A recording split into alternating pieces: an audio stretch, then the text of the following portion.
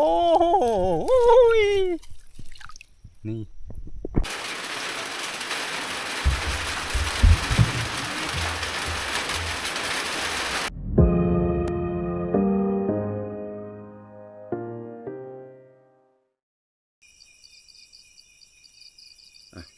สบายดีทุกคนยินดีต้อนรับเข้าสู่ช่องบ่อไก่บ้านนานะ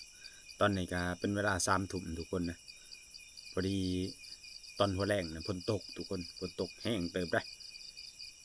มันบริตกกะหลายมือเลยทุกคนนะพอดีเฮาไปเย็นช่วงนี้ไปหา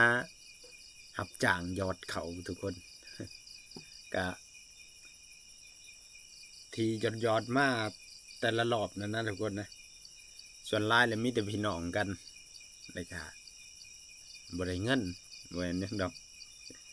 พอดีเท่ากับบ่ได้เอาเงินนั่นแหละทุกคนนะส่วนหลายที่ว่ามายอดนะครับมีแต่พี่น้องกันทั้งหมดยอดให้เขาเจ้าละล่ะเมื่อนี้พอดีมีอยู่เจ้าหนึ่งทุกคนนะพอดี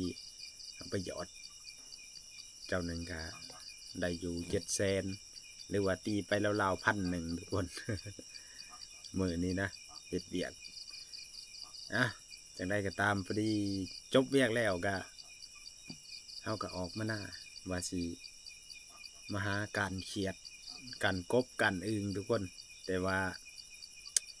เบิ่งไรอึงนี่คือสิบอกแต่ว่าเขียดนี่เห็นลายอยู่พอดีมื้อนี้ไม่เท่าว่าอยากได้เขียดกระปาดทุกคนเขียดกระปาดนะซาอยู่บ้านเฮานี่แต่เก่านี่บ่กินได้เขียดกระปาดนี่แต่ว่าพอเฮามาอยู่นี่เลยก็เห็นเพิ่นกินแหละกินน้ำเพิ่นก็ถือว่าแซ่บอยู่ได้เขียดกระปาดกันเดี๋ยวมื้อนี้สิได้500จับเขียดแล้วก็เขียดกระปาดน้ำเดี๋ยว500เบิ่งคิดว่ามันน่าสิออกได้แต่ว่าเขียดกระปาดนี่ลายทุกคนตามที่ว่าเฮาเบิ่งนั่นนะแล้วก็ในน้องเฮานี่ครับบ่แม่นน้อยเลยแหละ เดี๋ยวจังได้ก็ติดตามรับชมน้ำกันทุกคนนะเดี๋ยวไปหาเขียดน้ำกันทุกคนนะ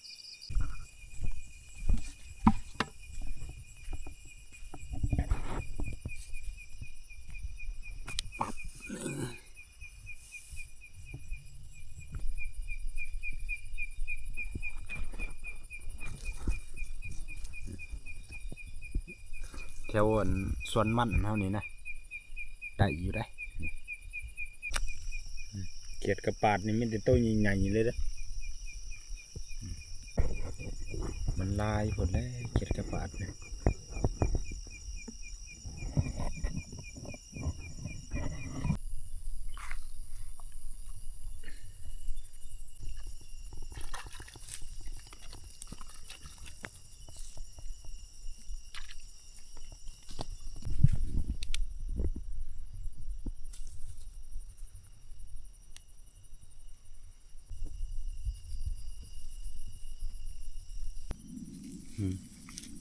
อึ่งมักแดงนี่จะออกกันได้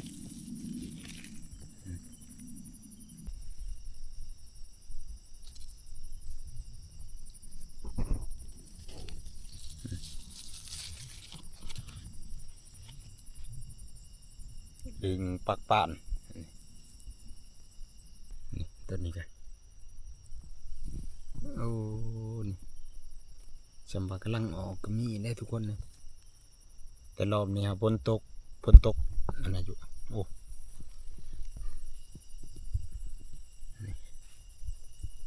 ฝนตกแล้วมันก็ออกอยู่ได้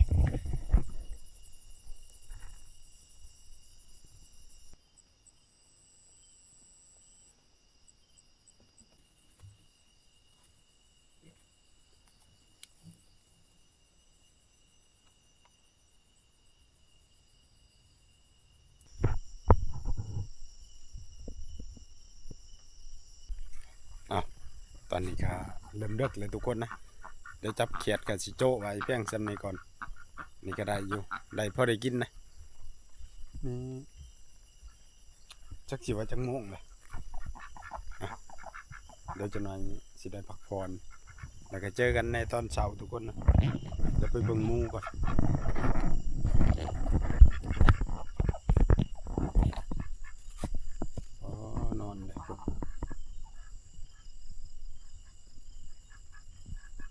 อนก็นอนน้ำกันคักเลยเด้หมู่ป่ากับหมู่บ้านนี่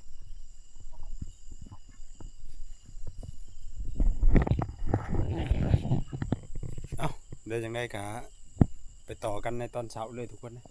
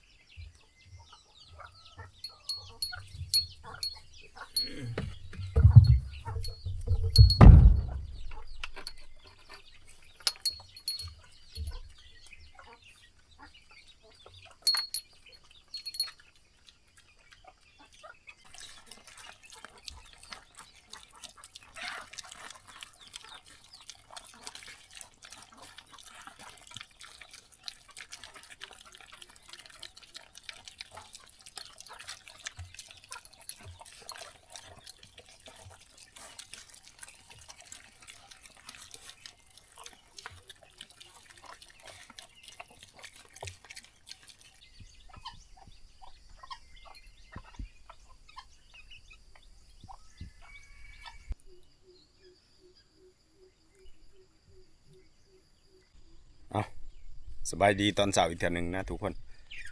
เมื่อนี้ก็เดี๋ยวตื่นมานี่ก็สิเข้าบ้านก่อนนะเข้าบ้านไปหาเลาะเบิ่งว่ามีงานหรือบ่ทุกคนหรือว่ามีคนมาหาอยู่เพื่อนบ่เพราะว่าเฮาสิถ้าเกิดว่าบ่มีงานมื้อนี้ฮะเฮาสิเดินทางขึ้นภูทุกคนเดินทางขึ้นภูไปหากู่เอาแหวเดี๋ยวจะน้อยนี้ชาวบ้านเขาเจ้าปล่อยงัวปล่อยควายขึ้นไปแล้วจะน้อยมันสิถึงแหวเฮานะเดี๋ยวเฮาสิไปเก็บกูมาไว้ก่อนเอามาปะไว้จากไรก็ใส่อีกเทื่อนึงก็พุ่นแหละช่วงหน้านะแต่ว่าช่วงนี้มีแต่ทีมงานนะขึ้นไปยามไอ้เกิดเพิ่นขึ้นไปดูอยู่แต่ว่าส่วนเฮานะบ่ได้ไป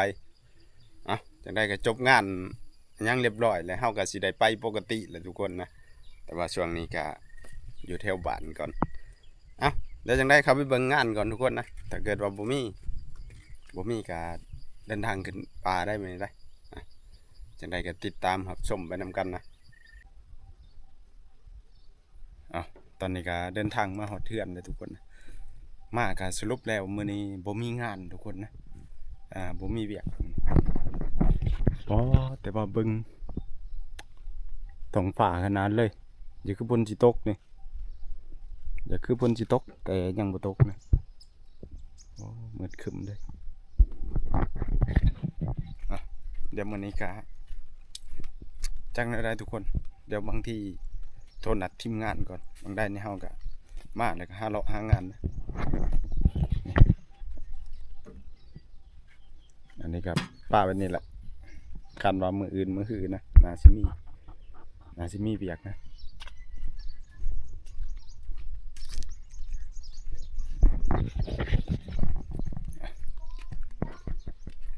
เดี๋ยวออกไปหาเบิ่งเขาคนทุกคน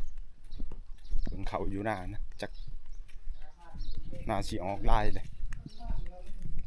เพราะว่าเขาหยอดนี่ก็มันก็ลายมือเลยทุกคนแล้วก็เมื่อคืนนี่ก็ฝนตกใส่ก็บ่แห้งปานใดแต่ก็ยังว่าตกนี่ปีนี้ถือว่า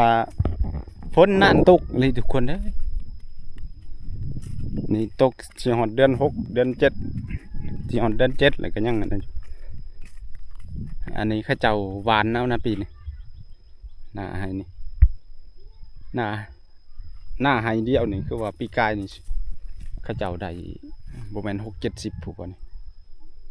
เขานะไฮเดียวนี่ถือว่าคุ้มเลยอันนี้ของเขาเจ้านะส่วนมาทางนี้ก็สิเป็นอันนี้ของเฮาหยอดหมดอันนี้แต่กาขึ้นเลยทุกคนเขานะ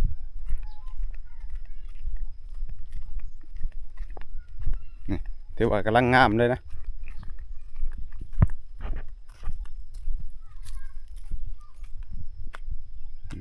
กำลังแตกขึ้นพูดจนลุมพูนหน้าให้ใหญ่พูดออกงามขนาดเลยแต่เวลาเขาหยอดนี่หน้าดินทรายงามเลยมันขึ้นนี่แบบเพียงๆกันเลย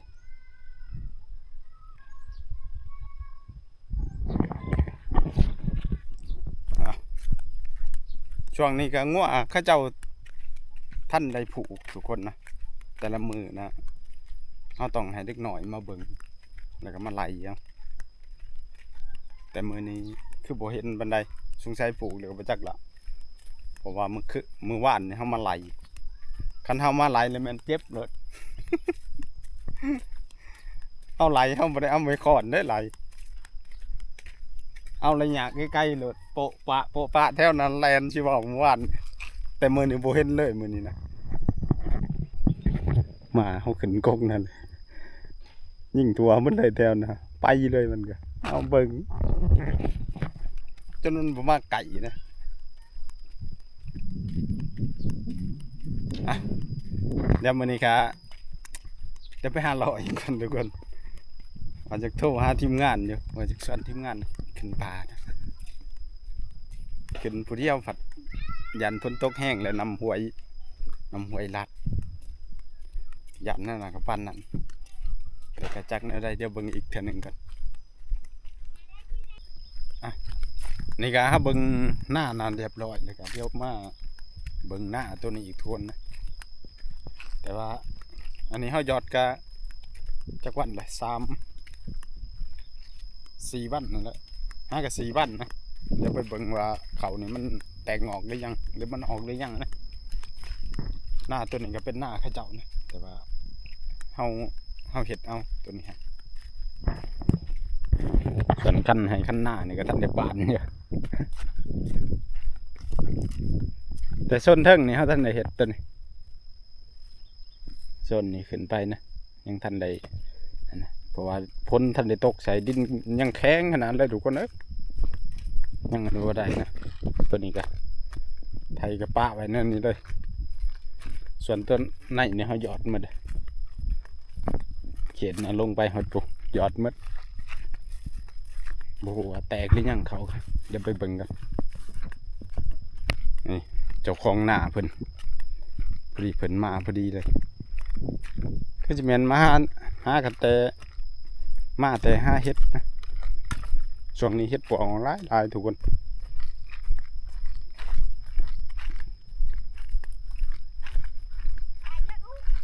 นั่นเลยหอยมาหาเบิ่งเขาเบิ่งน้ำนี่แหละมันออกได้บ่มันบอกออกเลยสิยอดใหม่ได้คนรู้เนาะพี่เด้อนะคนรู้ว่าแบบเป็นนี่อันยังนะฮะพี่เด้อหน่อไม้ไปหาหน่อไม้ได้แต่หน่อไม้ได้เฮ็ดเด้เฮ็ดได้น้อย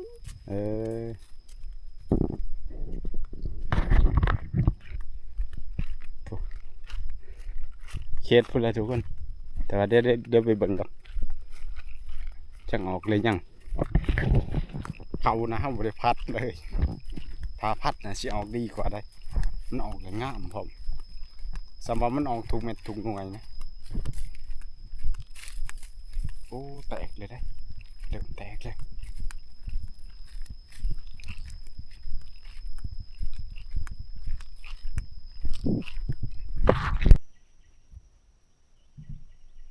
เอานี่ก็เฮาว่าสิขึ้นป่าก็อย่าคือฝนสิตกทุกคนนะเบิ่งมืดครึ้มมาเลยตอนนี้ก็ออกมาให้นะเดี๋ยวเฮาสิเฮ็ดอันนี้กินนะ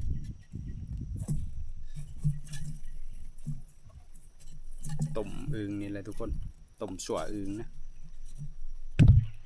อึ่งนี่ค่ะยังอยู่แล้วก็เมื่อคืนนี้ได้อึ่ง2 ตัวนึง แล้วก็อึ่งที่เฮาคั่งไว้นี่ก็ยังหลายอยู่มื้อก่อนนะพอดีน้องชายเอามือฝากนั่นน่ะเพิ่นเอามาฝากกันครอบครัวเพิ่นอยู่ตะบ้านนะแล้วก็ส่วนที่เหลือนี่เฮาก็ยังคั่งไว้อยู่อันนี้เอาไว้กินนะ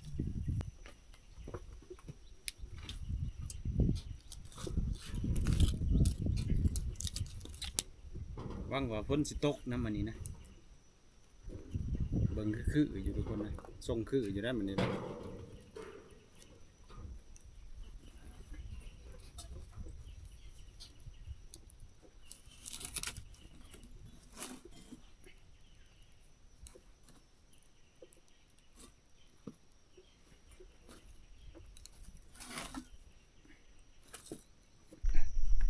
เดี๋ยวต้มอึ่งใส่ใบมะขามอ่อนนะ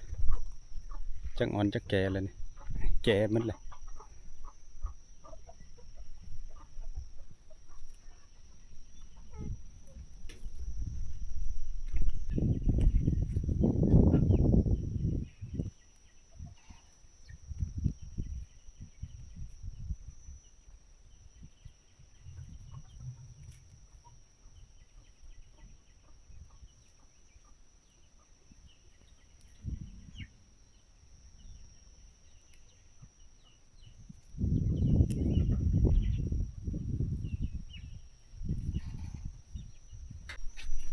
พี่โลนี่ฮะ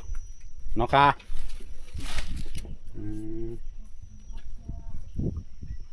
เอาไปเห็ดได้นี่ฮะหนึ่งกินกับแจวโอ้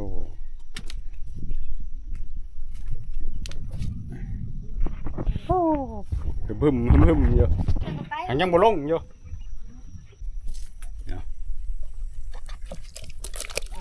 อื่นลงยังนะอันเดินนะขังไว้อยู่ไอ้ปอกอันนั้นบ่เดี๋ยวหนึ่งตัวนี้นำเนาะ เข้ากันแล้ว เดี๋ยวหนึ่งเขากันมื้อนี้ฮะเฮาคิดว่าสิมีงานเฮาก็เลยบ่ได้มาเขาไว้อยู่ไห้เนี่ยบ่มีงานแล้วก็มาอยู่ไห้มื้อนี้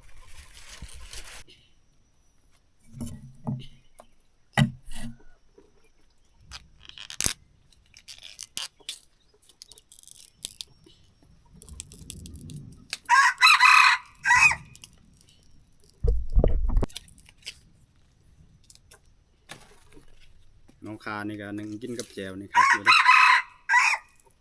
เห็นมื้อก่อนนะเขาเจ้าเอาเป็นไม่เฒ่านะ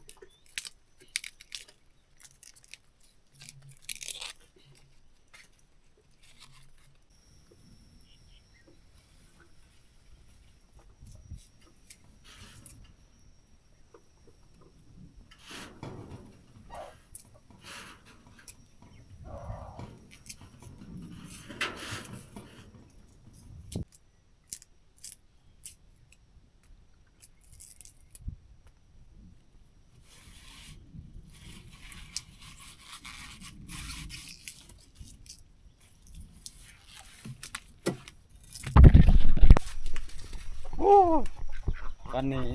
เริ่มมาเลยทุกคนนะฝนก็เริ่มลงเม็ดแล้ว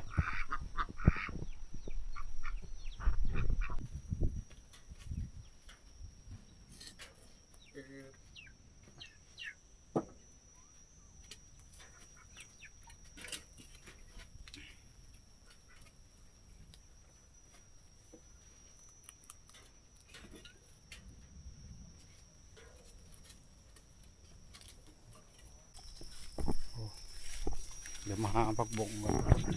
เฮ้ยเบ็ดเฮาสงสัยถึกแล้วโอ้เอาใส่เบ็ดปลาไว้ดังหนึ่งนะฝากเบิ่งนะ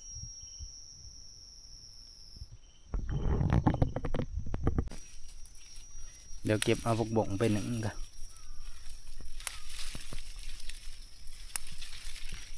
หนึ่งกินกับแจวขัดได้เนี่ย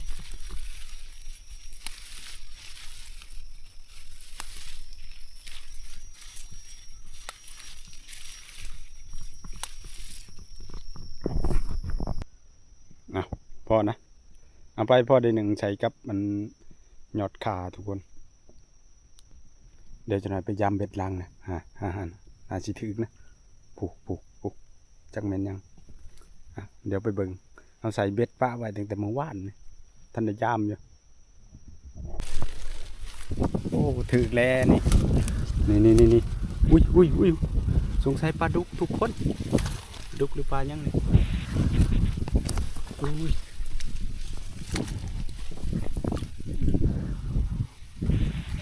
ปลายังน้อโอ้เนื้อเลย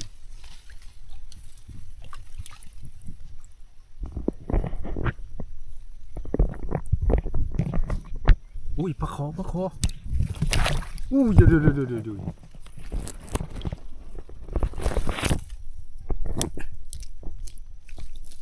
นี่โอ้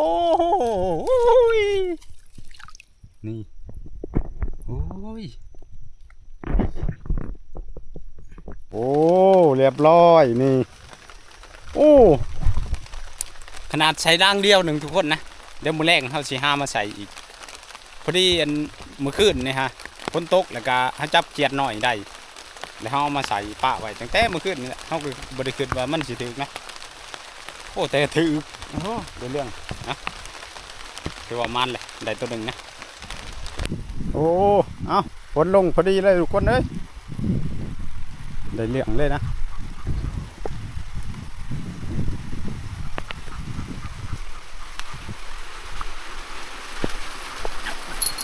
โอ้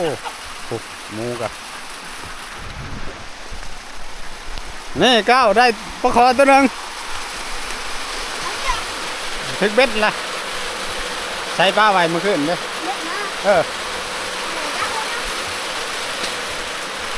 นี่เบ็ดนั่นทุกคนเนี่ยลายดังอยู่นะแต่ว่าเมื่อคืนนี่ต้องใส่ดังเดียวหนึ่งถึกซ้ำโอ้มันขนาดนะเดี๋ยวมื้อแรกเขาจะเอาไปใส่นะ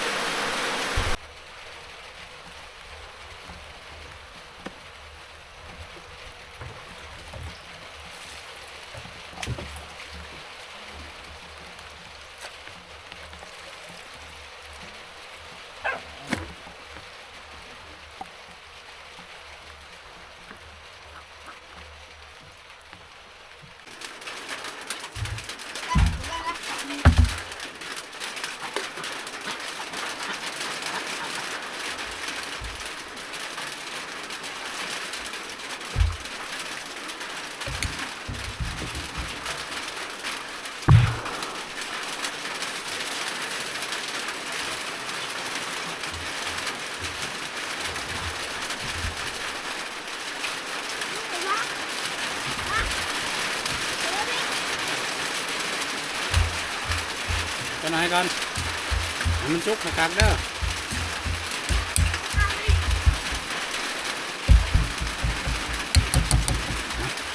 มื่อนี้มีแจวนี้แจวปลาแดกแล้วก็กับอันนี้ต้มตัวอื่นนะ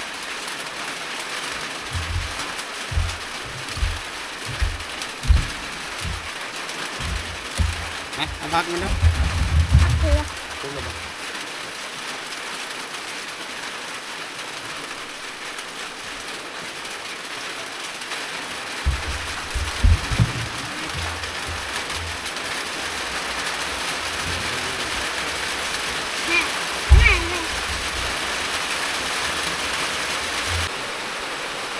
ฝนตกแดดออก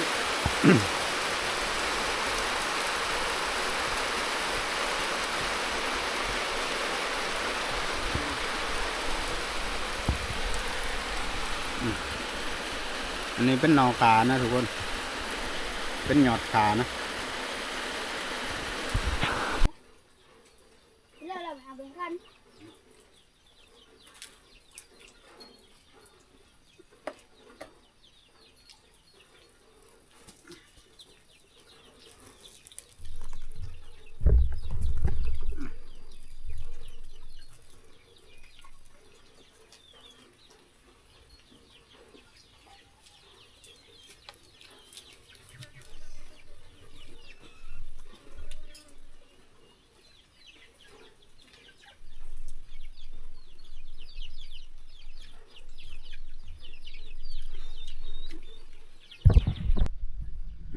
มื้อนี้ของกินเฮาหลบเสาได้บ่แม่นหลบเที่ยงเด้อเนี่ยถ้าได้กินข้าวเสาซ้ำนี่เดี๋ยวไปแดกแล้วกันบ่กล้าจมหิวข้าวอยู่มาแต่เป็นหลอกมาเลยกินข้าวนำกันทุกคน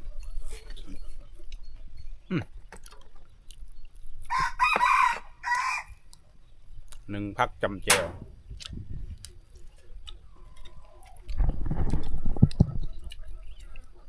ต้มซัวอึ่งตัวนี้